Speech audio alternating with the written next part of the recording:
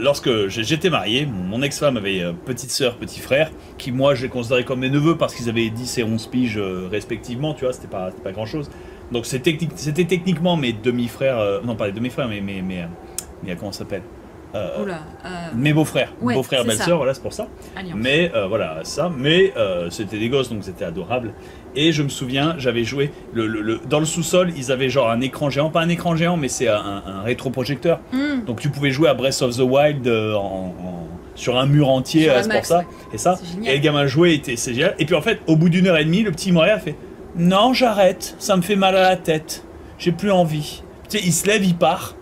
Et moi je le regardais, et si j'en couche, j'étais là, ce qu'il fait est raisonnable. Il est sain, oui. Enfin, il a raison de faire ça, tu vois. C'est bien. Il a raison de faire ça. Tu es faible. Tu es faible. Tu es faible.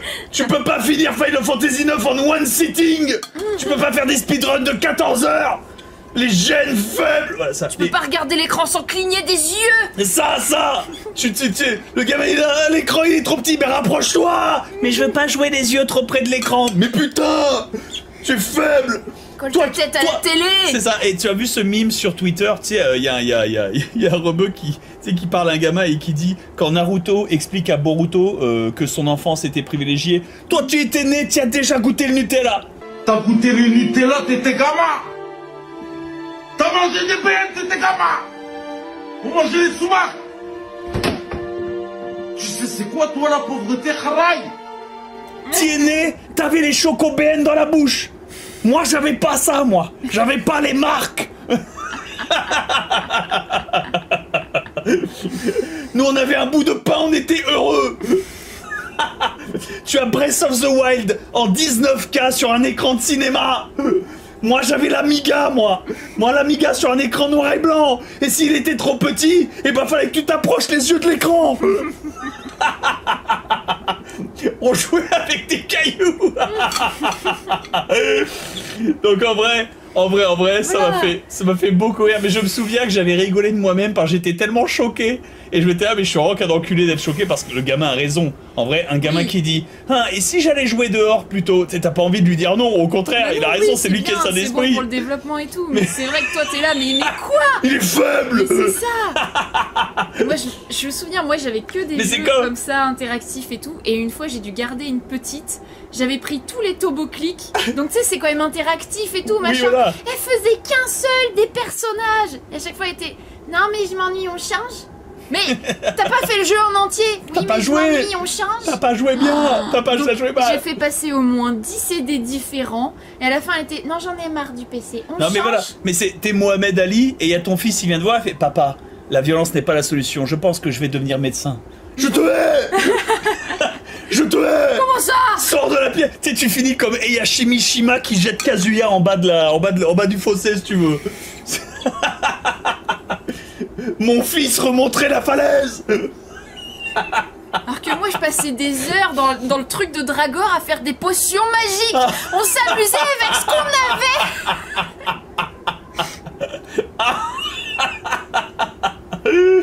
C'est ça, le gamin tu sais qui panique parce que tu lui as jeté une balle de ping-pong pendant une partie de ping-pong et aïe, toi t'es un petit. Nous on avait les ballons de foot en mousse quand ils sont chargés d'eau et qui pèsent 17 kilos et que tu te prends un ballon de foot en mousse chargé de terre, de bouse, de merde et d'eau et de pluie en pleine tête, que ça te pourrit tes fringues, que tu te pètes 2 vertèbres, 40 ans plus tard tu le sens encore si tu veux. Quand tu mets le gamin un petit peu dans la piscine, il est là, ah mais non, il est trop froide. Moi mon père il me balançait dans la piscine. Ton père il te jette dedans en fait, moi attention j'ai mon pantalon, on me noyait. Mais blanc. Tu es faible.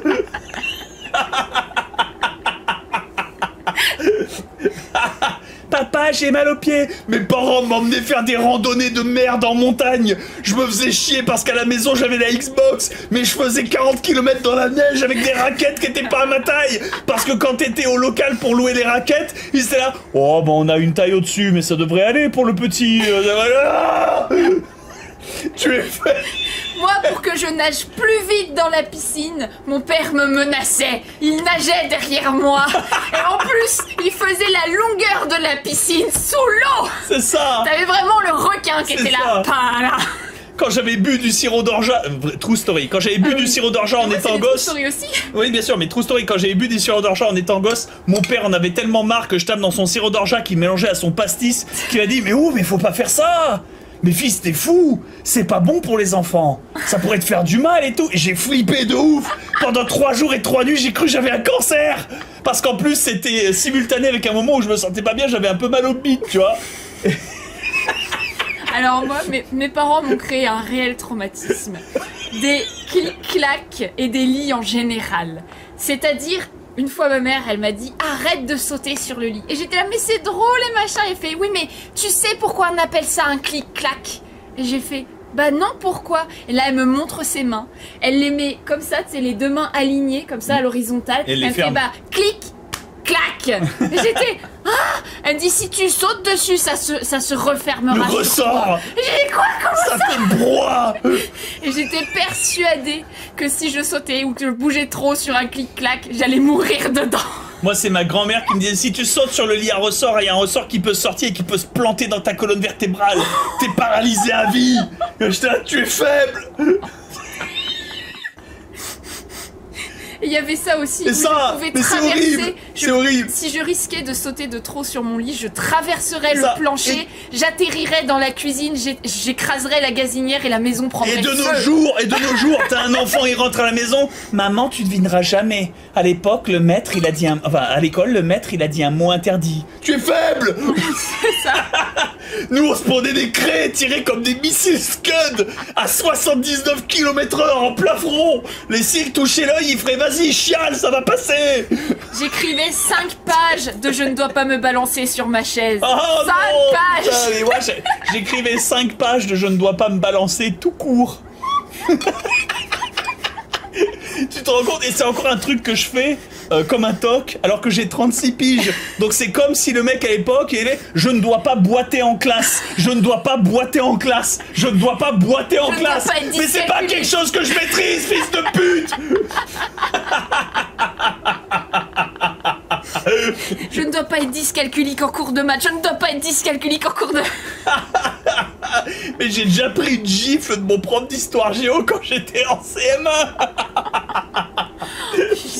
Et à l'époque, je l'ai pas dit à mes parents. Pas parce que c'était de l'abus, mais parce que dans ma tête, je suis là. Ouais, s'il m'a mis une gifle, c'est que je le mérite. J'ai vraiment dû faire de la merde.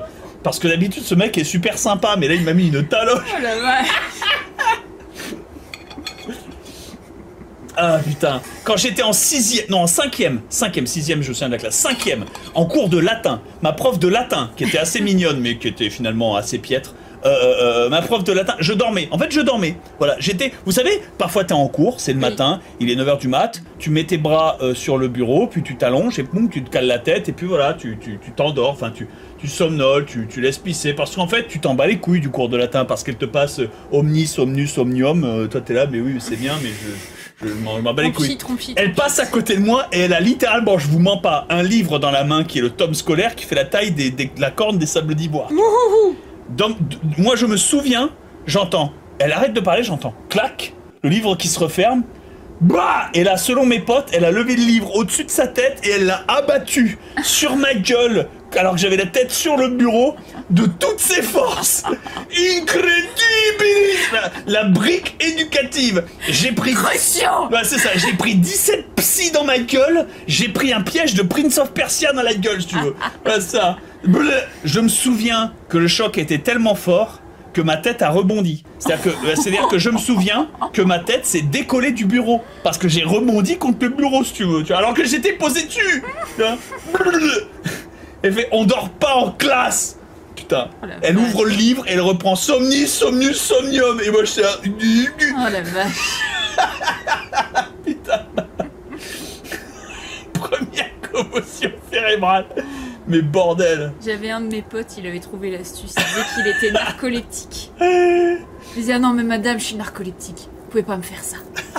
Et du coup les profs ils étaient là, non mais attends il est narcoleptique et tout. Ouais, non mais PTDR, mais toi t'as, voilà, c'est ça, toi t'es plus jeune. Mais moi à l'époque, madame je suis narcoleptique, ouais c'est ça, nique-toi, bah, tu es faible. Ils s'en battaient les couilles, c'était avant internet hein. C'était avant internet.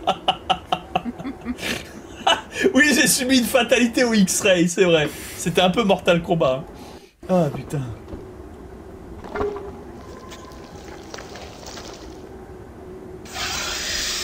Mais... il s'en bat les couilles, Dragon. Oui. Ok, on reprend. Et là, je suis prince, tu vas faire quoi? Très bien, mais voilà, il fallait qu'on le dise. Il fallait qu'on le dise, il fallait qu'on le dise. Voilà. Oh, je me réserve le verre.